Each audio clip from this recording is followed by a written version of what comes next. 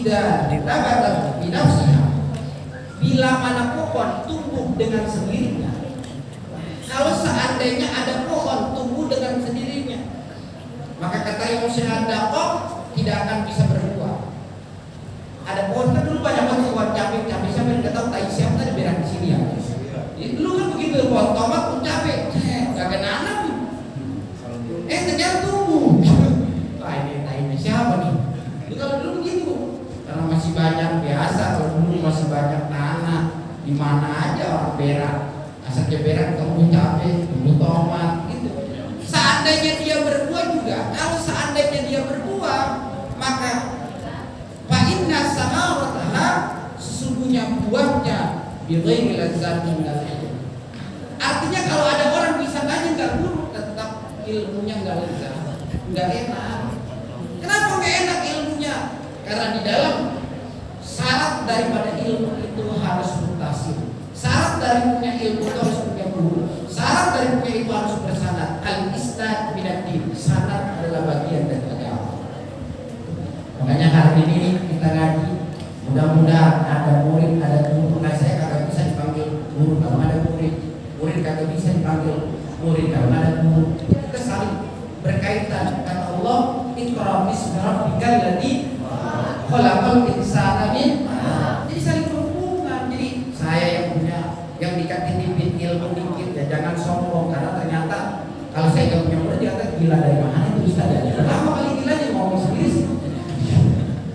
Jadi kita saling berkaitan. Makanya di dalam pembukaan kitab Kifayatul Ahya di sana ada hadis Nabi.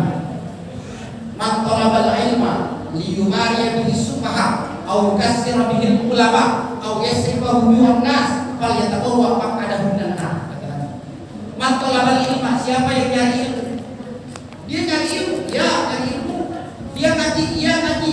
Tapi ternyata begitu dia nyari ilmu, dia ngaji. Man talabal ilma liyumariya bihi sufaha, buat ngalahin orang bodoh. Biar entar kalau udah pintar dalil gua habis gitu. Orang nyari ilmu tapi buat bodoh-bodohin orang bodoh, buat ngalahin orang bodoh. Atau awkasira bihil ulama, gua ngaji biar murid gua jadi kiai, itu niatnya.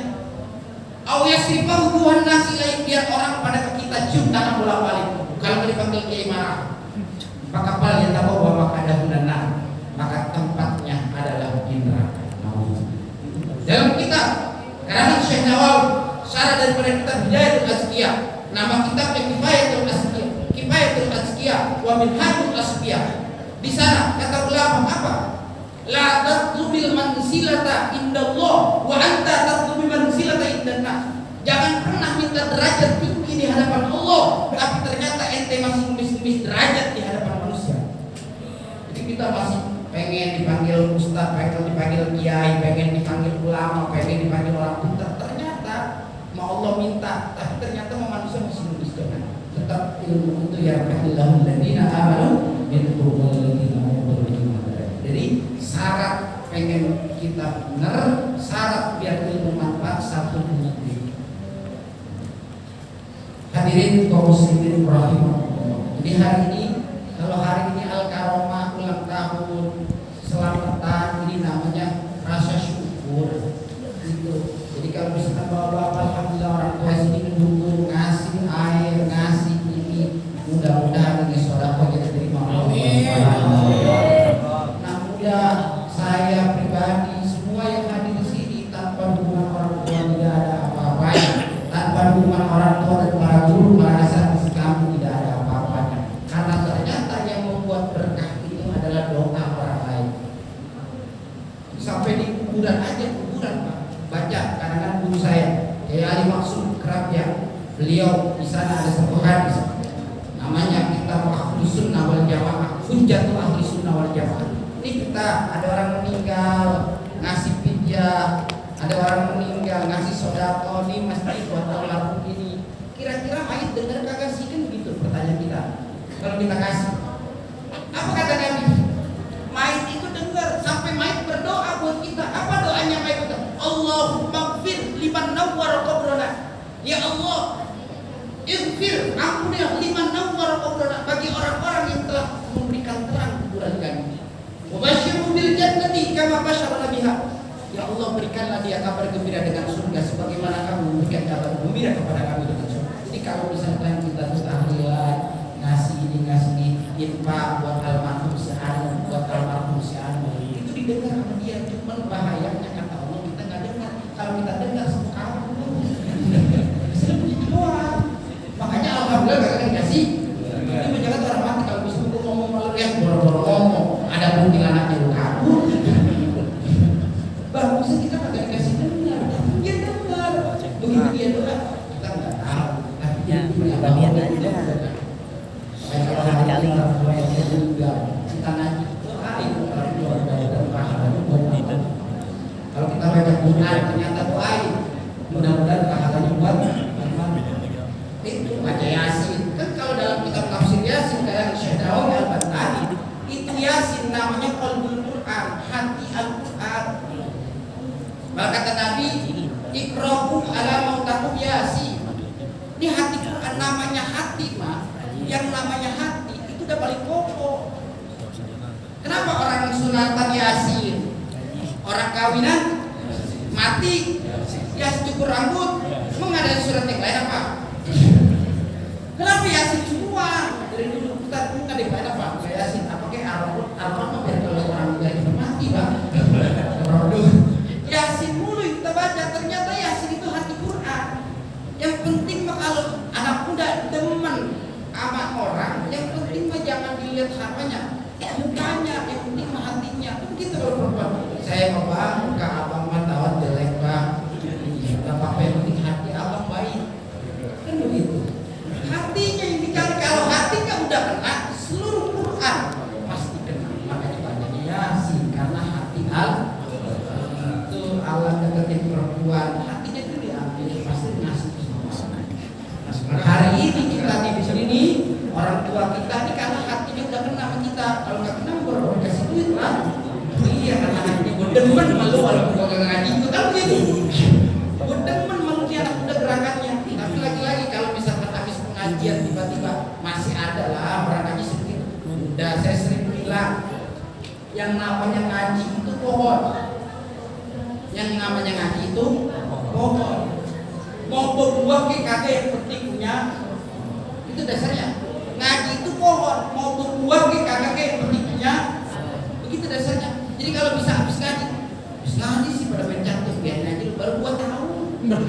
Terus biasa kita kami kali baru 2 tahun, tapi intinya orang ngaji itu punya pohon. Ketika dia ngamalin baru dia punya buah. Jadi sekarang pertanyaan yang penting mau punya pohon, kalau dia punya buah minimal buat ngadem.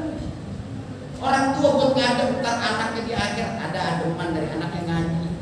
Sekalipun dia ternyata kagak punya murid, sekalipun dia tidak ngajar, yang penting udah punya pohon.